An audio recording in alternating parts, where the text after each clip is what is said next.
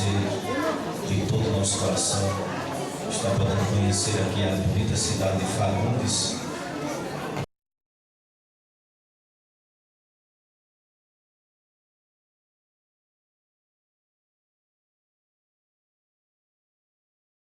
Ao seu redor, e ele vê o sofrimento no rosto das pessoas, as pessoas que caminham sem Deus, adorando a outros deuses. E eu acho interessante, porque na mesma hora eu sempre digo que pessoas que têm negócio com Deus, como o apóstolo Paulo, ele sente logo assim uma ação do Espírito.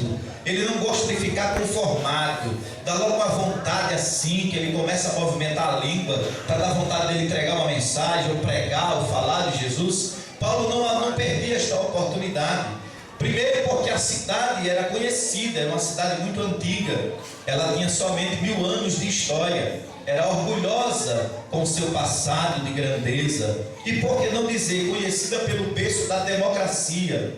Olhando a cidade de Atenas, era a cidade da maior universidade do mundo, era a cidade de Esquilo, Sófocles, de Eurípides, Tucídides, de Sócrates e de Platão, homens que conheciam a filosofia. E por que não dizer, não só era o centro da filosofia científica ou literária, como também era artístico desde então, conhecido pela sua ação, não só pelos seus antepassados, como também pelos do presente. Observe que era uma cidade que era conhecida desde o século V. Por quê? Porque ela virou uma das maiores cidades influentes desde a antiga Grécia.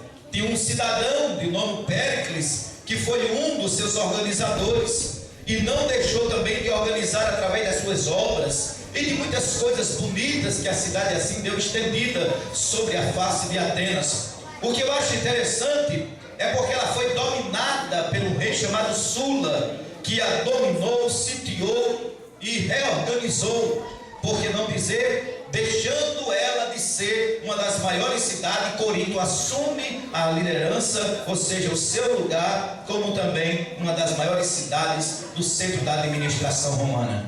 Quando eu olho a história de Atenas, ela tinha uma dificuldade de que dos homens desse país, desse lugar, eles estudarem tanto, então existia um grande bloqueio, porque aonde se tem as grandes ciências, o centro da filosofia, a mente humana fecha-se mais, porque ele só vê a área da filosofia, ou seja, noutra área ele só vê os estudos e as pesquisas, mesmo sendo do centro da literatura científico e principalmente dos artísticos. Mas eu acho em volta que eles pegou um homem à altura desta cidade chamada Atenas. Por que não dizer que Paulo, quando ele começa a pregar, olha, Paulo não perdeu a oportunidade, ele era estratégico, irmão.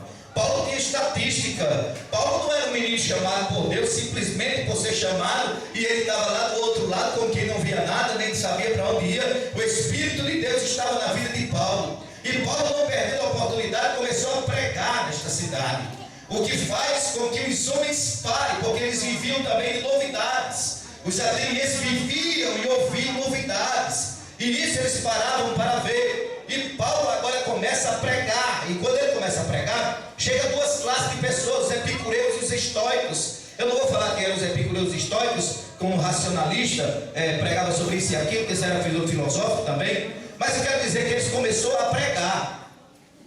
Observe o que eu quero dizer aqui nesta noite. Pregar é diferente de ensinar. Pregar é uma coisa, ensinar é outra.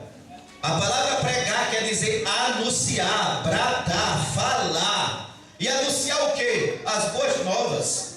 E ensinar? Ensinar é doutrinar. O que eu acho interessante é que quem preserva o ministério do ensino, ele começa a entrar noutra área de quê? De conscientizar. Tem uns que é chamado para pregar, tem outros que é chamado para ensinar. Tem uns que passa pregando, tem outros que passa ensinando. Por quê? Porque é difícil a gente encontrar um missionário completo, modelo, como quem? Como Jesus. Jesus pregava.